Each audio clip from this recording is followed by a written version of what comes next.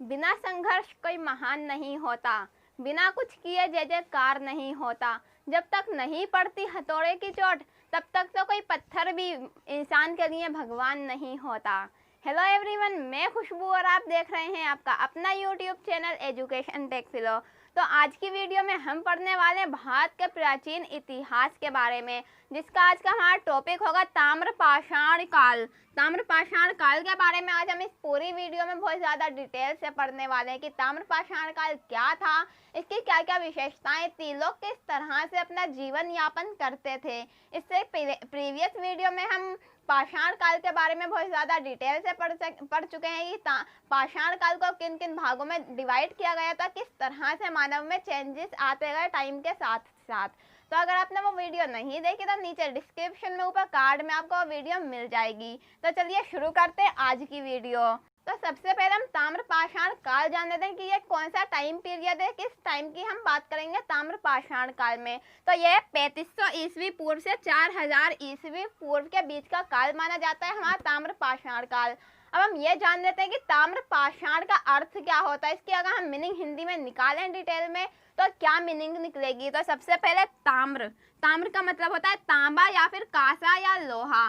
कोई भी धातु ताम्र में हम कह सकते हैं कि वो धातु ताम्र कही जा सकती है। जैसे कि तांबा भी हमारी एक धातु है, कांसा भी एक धातु है, लोहा भी। तो इस तरह से एक धातु का युग शुरू हुआ था, इसमें धातु का प्रयोग बढ़ा था।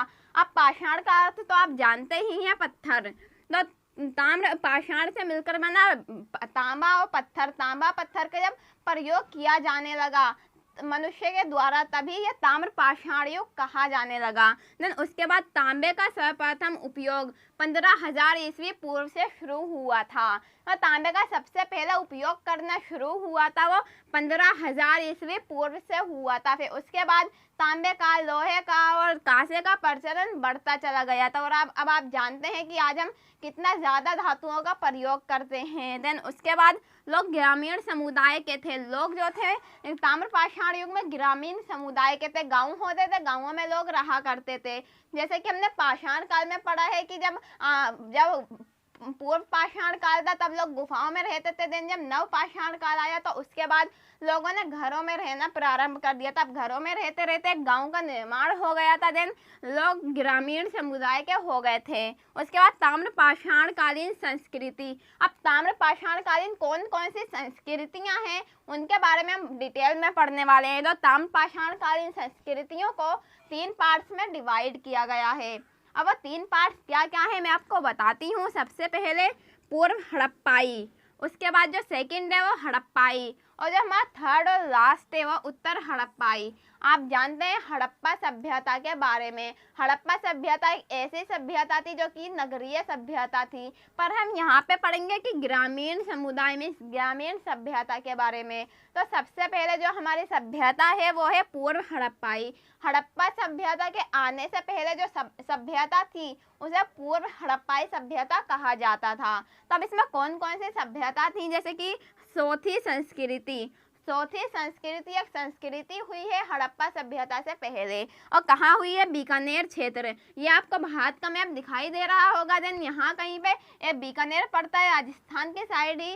और मुझे बीकानेर का एकदम क्लियर पता नहीं है। मैं आपको, अगर आपको पता हो देन आप कमेंट करके बता सकते हैं कि बीकानेर कहाँ पड़ता है। उसके बाद है झूकर या झाकर संस्कृति। अब झूकर और झाकर संस्कृति थोड़ा मजाक सा नाम है, बट कोई बात नहीं, ये पड़ता है सिंध क्षेत्र। अब सिंध क्षेत्र आप जानते हैं सिंध कहाँ है, पाकिस्तान में। तो यहाँ कहीं पे सिंध क्षेत्र है, तो यहाँ पे ये संस्कृति फैली हुई थी। अब आप कहेंगे कि ये तो पाकिस्तान है, बट उस टाइम पीरियड में कोई देश नहीं हुआ करता था। ना उस वक्त भारत का अस्तित्व था, ना ही पाकिस्तान का अस्तित्व था। तो इसीलिए सब जगह अलग अलग संस्कृतियाँ फैली हुई थी। उस वक्त देशों के नाम से नहीं बल्कि संस्कृतियों के नाम से जाना जाता था। अब हमारी पूर्व हड़प्पाई संस्कृति हो गई है। देन इसका टाइम पीरियड जो है वो है 4000 ईस्वी पूर्व से 2600 ईस्वी पूर्व।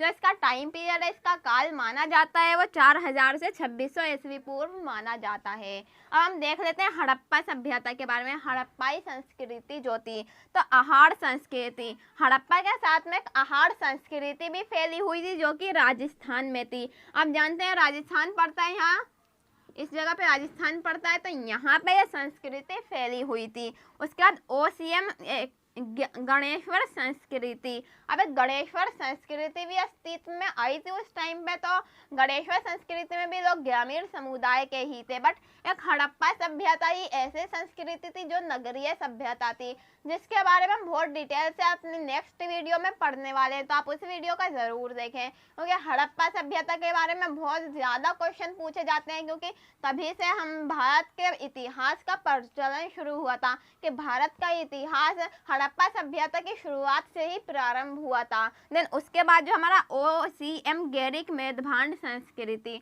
अब क्या है ये OCM? इंग्लिश के वर्ड से हमारे बहुत ज़्यादा वो हैं, तो इसका मतलब है धूसर मेदभांड। कुछ मेदभांड एक अलग टाइप के थे, बहुत ज़्यादा डिफरेंट थे। और मेदभांड आप जानते हैं मिट्टी के बर्तन, तो एक अलग तरह के मिट्टी के बर्तन इस संस्कृति में हुआ करते थे, तो इसी के कारण इसका नाम इन्हीं मेदभांडों के ऊपर रख दिया गया कि OCM हिंदी में कहें तो धूसर मेदभांड संस्कृति। तो अब हम हड़प्पाई संस्कृति के बारे में जान चुके हैं, और इसका काल है 2600 ईस्वी पूर्व से 1800 ईस्वी पूर्व। तो आप यह टाइम पीरियड भी याद रखिएगा, इसे ज़्यादा इम्पोर्टेंट नहीं है टाइम पीरियड, बट फिर भी कभी कभी एग्जाम में पूछ लिया जाता है। देन उसके बाद उत्तर हड़प्पाई संस्कृति। हड़प्पा सभ्यता के बाद जो संस्कृतियाँ आई थी इसमें वो संस्कृतियाँ, और जो उत्तर हड़प्पाई संस्कृतियाँ वो बहुत ज़्यादा इम्पोर्टेंट हैं आपके लिए। जो हमारा ताम्रपाषाण काल है इसके लिए सबसे ज़्यादा इम्पोर्टेंट है वो उत्तर हड़प्पाई संस्कृतियाँ ही हैं। इन संस्कृति के बारे में हम बहुत ज़्यादा डिटेल से पढ़ने वाले हैं आगे। तो सबसे पहले जो हमारी संस्कृति थी वो थी मालवा, उसके बाद कायथा, फिर एरन, फिर जोरवे, MP मध्य प्रदेश, आप जानते ही हैं। तो इसी तरह से सारी संस्कृतियाँ हुई हैं। तो इन संस्कृतियों के बारे में अब हम आगे पढ़ने वाले हैं। एक बार उसका हम टाइम पीरियड देख लेते हैं, ये कौन से टाइम पीरियड में ये हमारी संस्कृतियाँ थीं। तो 2000 से 1400 ईस्वी पूर्व, लगभग 600 साल के टाइम पीरियड में हमारी ये संस्कृतियाँ फली फूली हैं। तो हम जान लेते हैं भारत का विस्तार, कि भारत का विस्तार उस टाइम पीरियड में किस तरह से हुआ था।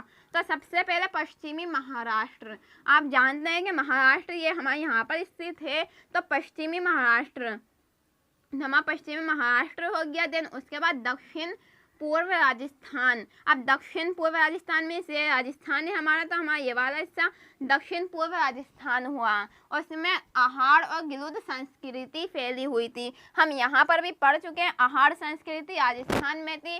देन उसके बाद गिलुद संस्कृति वो भी राजस्थान में ही थी। और उसके बाद MP हमने संस्कृति के बारे में पढ़ा है, तो MP संस्कृति में जो थी कायथा और मालवा संस्कृति। आप जानते हैं हमारा ये MP है मध्य प्रदेश है, तो इसमें कायथा और मालवा संस्कृति फैली हुई थी। तथा दक्षिण पूर्व भारतीय स्थल, जो हमारे दक्षिण के पूर्व भारतीय स्थल हैं इस साइड के, जैसे कि हमारे यहाँ तमिलनाडु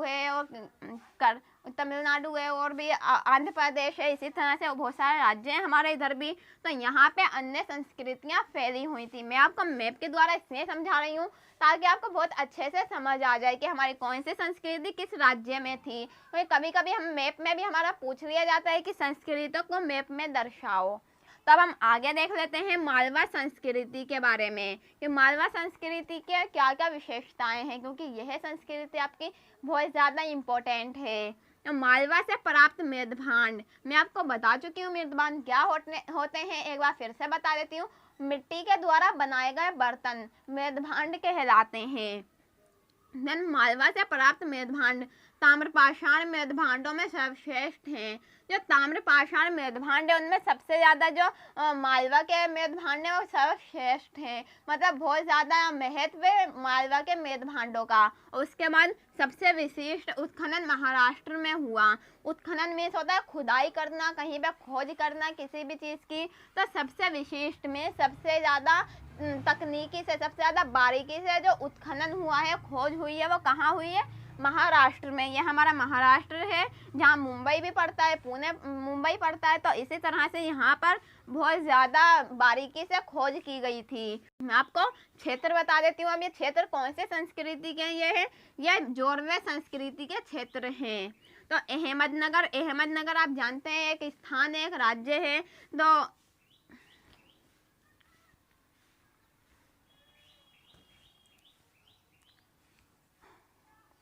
तो अब हम एक बार कुछ क्षेत्र देख लेते हैं, फिर उन क्षेत्रों के बारे में हम डिटेल से पढ़ेंगे। तो सबसे पहला जो क्षेत्र है वो है अहमदनगर। अब अहमदनगर क्या है? अहमदनगर एक शहर है।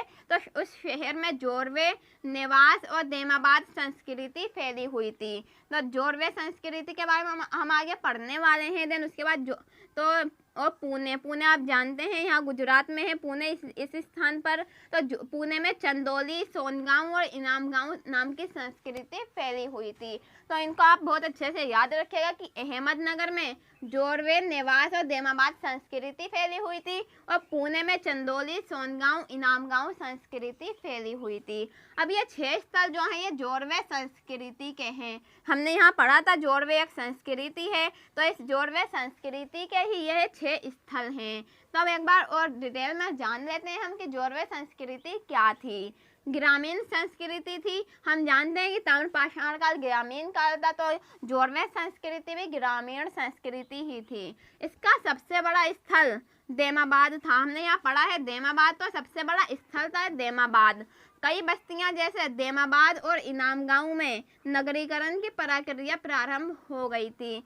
कई बस्तियां ऐसी थी जहाँ पे नगरीकरण प्रक्रिया मीन्स गांव से एक शहर बनाने के लिए प्रक्रिया प्रारंभ कर दी थी। मैं शुरुआत कर दी थी एक अच्छे शहर की तरह बस्तियों को तब्दील करने की, उनको बदलने की, चेंजेस लाने की, नई नई तकनीक लाने की शुरुआत हो गई थी। देन उसके बाद में यहाँ पे नगरीकरण प्रक्रिया प्रारंभ हुई।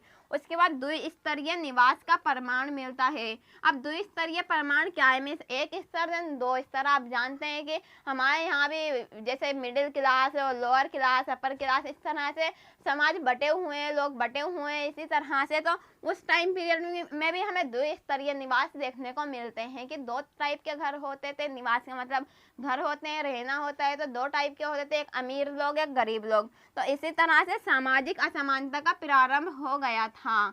सामाजिक असमानता मतलब डिफरेंस, लोगों में डिफरेंस करना कि तो अमीर है, मैं गरीब हूँ, तो इस तरह से डिफरेंस हो गया था लोगों के बीच में, उनके भावनाओं के बीच में, लोगों के सोच के बीच में। तो हमारा जो ताम्रपाषाण काल तब हमारा कंप्लीट हो चुका है और आई होप कि आपको बहुत अच्छे से समझ आया होगा और जो ये संस्कृतियाँ हैं इनके बारे में आपको बहुत अच्छे से समझ आया होगा। और भारत में कौन सी जगह पर थी, कौन से राज्य में फैली हुई थी, यह भी आपको बहुत अच्छे से समझ आ गया होगा। तो इसके आगे की वीडियो में हम हड़प्पा सभ्यता के बारे में पढ़ने वाले हैं, तो आई होप कि आप वो वीडियो भी ज़रूर देखें। अगर ये वीडियो आपके लिए थोड़ी सी भी यूजफुल रही हो तो लाइक ज़रूर करें और इसी तरह से नई नई वीडियोस की नोटिफिकेशन के लिए हमारे चैनल को सब्सक्राइब ज़रूर करें।